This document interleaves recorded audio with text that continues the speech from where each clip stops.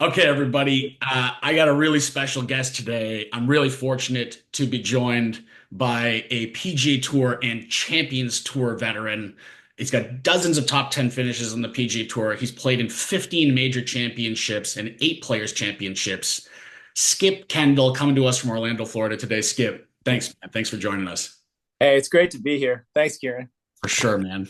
You know, your name is one of the cool things about you too. Like I sometimes when I see professional athletes' names, I go, of course that guy was going to be a pro athlete. Like guys like Chipper Jones or Bo Jackson or Chuck Knobloch or like Joe Montana. Like you could have drafted these guys out of kindergarten. Like they were just born with the name. Like Trey Mullinax should have been a NASCAR driver, but he made the PGA Tour against all odds, but still destined to be a pro athlete. And so, like, if I was looking at college golf rosters in the 80s and I see a guy playing for UNLV named Skip Kendall, I would have been like, all right, just put a Marlboro logo on his hat and let's get him on the tour. What are we waiting for here? Uh, so, so you carried that name well through your life. Oh Um, my gosh. I mean, you say that, but I was so far away from playing the tour when I was in college that it's just kind of funny.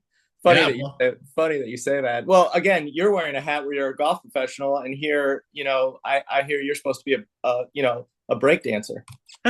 yeah, for sure. I got a couple alter egos, man, for sure. Yeah, you'll see them more and more on camera this year. So, all right. Anyways, it's Friday at the Masters, and you set this up for me because you said, hey, I got a good story about playing on cut day at the Masters, which is what a lot of these guys are doing today. Some of them for the first time. I'm going to turn it over to you. Everybody dreams about going to the Masters and certainly playing at the Masters. We've all had stood over a 6 foot putt in our lives and gone for the Masters, right? It's a dream, and you've Yeah. been there as a tour player. Tell us about the experience.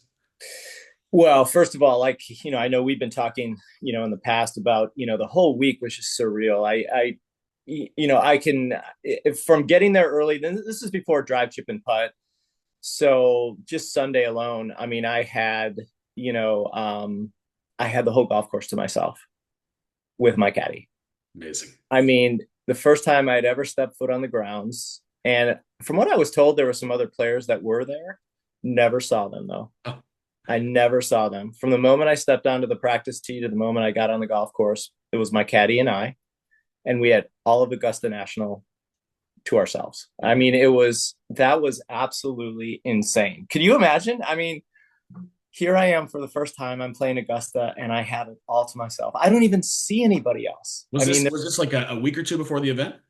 this was the Sunday prior. This is Okay. before they had the drive, chip, and putt. Right. And the Okay. kids are doing what they're doing there, and which What I year think is this? This is which I think is 2004 fantastic. But this is in 2000, so or 2000. Okay. this is prior to that. Yeah. Okay. And you were allowed to come the week before. You could come any day before, as long as you had the invitation to play. I just didn't, but I didn't play the prior week. I didn't play the prior week, and so my whole family, we drove up there on Saturday from Orlando, and got there Saturday night, but went out there Sunday morning. My caddy had already arrived, and it was just us. It was crazy. I mean, it was like I had Augusta. I mean, I can't even tell you. That was like it was like being like I had already died and gone to heaven. Because Sure. here I am. I'm playing Augusta National by myself with my caddy, and we're just going around. And Arguably the greatest day of your life at that point. oh my gosh, I mean, unbelievable. I Yeah. mean, besides my wife, besides my kids, Should understand. Yeah. holy cow. I mean, this was just an amazing experience. And I have tons more, but let's flash forward to Friday. Yeah. So, I would say leading up to Augusta, I think, knowing that I was in the Masters, I think the whole year leading up to that, I was nervous, like I didn't play all that well. I was actually coming off a good stretch where I finally, started playing a little bit better right before the Masters. I think I had a third place finish at Bay Hill that year, and maybe even the week after at the Players, I played okay. I don't remember that one as well, but I took the week off prior. I got there. Amazing lead up to the tournament. Super nervous on Thursday. Don't think I got off to a great start. Shot four over. Now, this particular year, though, the weather wasn't very good. So even like 4 over, while it was, not very good, it wasn't horrible. I mean, I didn't play my way out of the tournament or anything. So because the weather wasn't great that year. So here we are on Friday. I start the day 4 over, playing pretty well. Get to number 18, and I'm 1 over par. But I'm 5 over for the tournament. And so I'm in one of the last groups on Friday. And so I know I know there's a 10 shot rule that you can play on the weekend if you're within 10. That particular year, David Duval was leading the tournament after the second day at 6 under. And I'm 5 over. Where could you see that leaderboard? Were you walking up Oh, 18? there's leaderboards everywhere. Okay. I mean, Where did it sort of stick out to you? Yeah, well, almost after every hole, there's Okay. on every hole they actually have, what your score is. I'm not sure if they actually have a whole leaderboard, but they all on every hole they have what you're at, and a lot of times there's leaderboards. Now the leaderboards, there's no electronic leaderboards there. At least there weren't back then. Yeah. And so I know though I step on the 18th tee and I need to make birdie. So my dog, hold on. Yeah. Hey. Little suspense. Sorry about that. Okay, so I step on the tee. Easy birdie hole.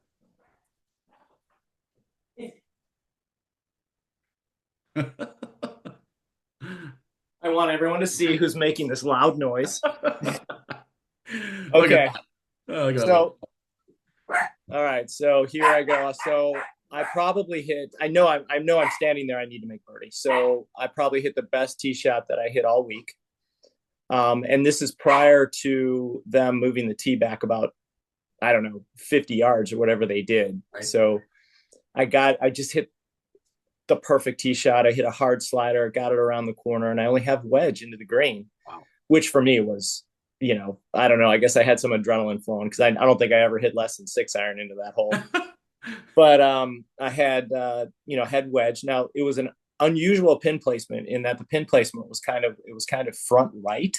Oh, okay. And so it was kind of unusual. I mean, I don't think I even, kind of practiced, hitting shots to that point up in, for the practice rounds. I don't think I ever saw that pin before. Like close to the bunker on the right there? Yeah, it was kind of front right. Okay. And so I don't know, it was a different kind of pin placement that I guess they used. And I don't know if they've used it since really. I mean, I think they probably have gotten closer to the right side in the front. I know yesterday I saw for the first round, it was a little bit further back on the right side. Yeah. I think that particular day they put it a little bit closer to the front and made it a little bit more right. Anyway, head wedge into the green. And so this is it. I want to get this as close as I can. I mean, this is my bread and butter. So I just absolutely flagged it. But the ball, I guess, again, I had a little bit too much adrenaline going. It landed probably about 20 feet behind the hole. Now I couldn't really see it, but when I got up there, I saw my ball mark. And all of a sudden, you hear the people because it started coming backwards, had enough spin on it to where it started coming back, but it's also downhill there too.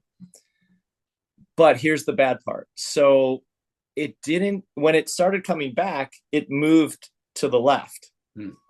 And so it didn't come straight back down right by the hole. So what it did was it went to the left. It didn't quite get back to pin high. It was about 6 feet left and about 2 feet above the hole still. So I get up there and I'm going, okay, this looks pretty close. But then I started looking at the putt. I mean, I have about, I don't know, 6-7 footer with about a foot of left to right break downhill at Augusta to make the cut. I got a little chill just thinking about that putt. Yeah. Yeah. I mean, it's one of those where, it's probably the worst kind of putt that you would ever want, to have to make, anything uphill. I don't care how much break it has, but here it is. So I looked at it from every possible direction known to mankind. I got behind it and my hands, it felt like the earth was, I had an earthquake going of 9.0 right here. I mean, my hands were shaking. My heart was beating out of my chest and I think I backed off twice. I got down there and I said, listen, go through the process as best you can. I mean, if you can do that, whatever happens, I just said, I can live with myself, whatever. Just don't mess up your process. Go through it. I'm trying to hit about a 6, 7 foot slider with a footer break at Augusta National, basically about 6 inches. I mean, that's how fast the putt was. Yeah. It's like putting on your garage floor, is what it comes down to. Right. 15 speed maybe that day or I mean, yeah, because it's downhill and left to right. I mean, so I just went through it as good as I possibly could. I had a 7 count. So by the time I got to 6 and 7, off the ball went.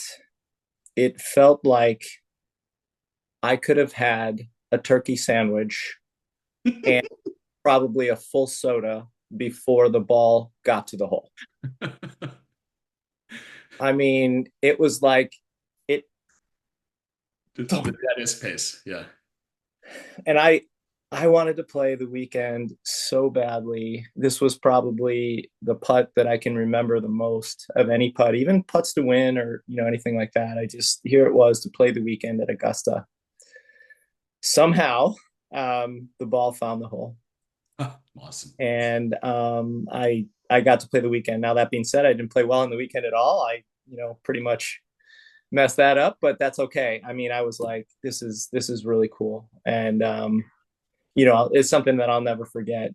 And Kieran, I think the one thing about that putt, I have to say, I think that putt right there really helped me for the future, for my career, because making that putt just gave me so much more confidence. I think, that knowing that I could do something like that,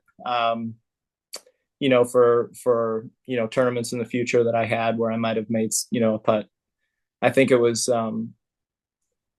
a big deal. That was really, I'll never forget that. And, playing the weekend again was just really special, really special. Oh man, that is you told that story so well. Now you probably told that story a couple times, but man, like I was living that with you and I had some chills and I had some nerves. The moment when you said when you were saying you looked at the putt from all different angles and then you actually slowed your voice down. You said, and then I went back to my process. I actually calmed down a little bit while I was listening to this story. And I could sort of tell the way that, hopefully that calm came over you a little bit or just gotten more back, again, less of the emotional state and more of the process state. And obviously it helped you execute one of the biggest moments ever. But Well, that along with trying to, keep my heart from actually coming out of my chest. I think yeah, that, we all learned up to that point. Well, I don't know about all of us, but whatever, deep breathing techniques and, so on and so forth. And man, I felt like I needed a paper bag, at that point. I was like, oh my God, okay, slow this down, deep breaths into your nose, out through earthquake in the hands. Yeah. holy cow. I mean, like I said, I think I backed off twice. I don't even know. Everything was just like, it was just like total chaos, and just trying to slow everything down. Whew. And, There so, has to be a good TV moment of that too, of somebody capturing, hey, and here's Skip Kendall trying to make the weekend and going, oh, and a second time he's backing off. And, he's really looking at this one, Roger. well, yeah, good, maybe, I don't know, but that was before, well, back then anyway, you couldn't bring cell phones out there. Right. So Okay. obviously, and I don't even know if at that point cell phones you could even take video with them. I'm not even sure, but Right. at that point, this is way back. So this is 25 years ago. So, um, I obviously someone would have captured it if they could have, but I don't know, unless TV was on it. I'm not sure, and Yeah. I don't know if they were or not. I have no idea, but yeah, We're gonna they have would to have dig. seen I'm gonna have me to dig around and crawling. see if that's somewhere. So, anyway, Skip, man, what a story. What a great way you told it there. Thanks for, I think, like every person, if they've been to Augusta, they know how special it is. I don't think anybody who has watched this has played at Augusta like you, and we can't even imagine the experience. So thanks for letting us live vicariously through an Sure. incredible moment and a real moment of triumph in under pressure. And like you said earlier before we were talking before our call, and you're like, growing up in Wisconsin, as a golfer, like probably never dreamed that big, right? That you'd be there in that moment, and there you were, and you meant and you belonged there Well, I appreciate it. Thanks. I mean, it was a dream come true for me. And you feel like you've climbed the mountain when you make it to the Masters. for And, sure. I, I climbed the mountain, and the whole week was just a fantastic week. And tons and tons of stories from that week. And maybe we can do that at another time. But We will. it was really cool. And listen, I want to make a shout out to you because I've been watching your social media.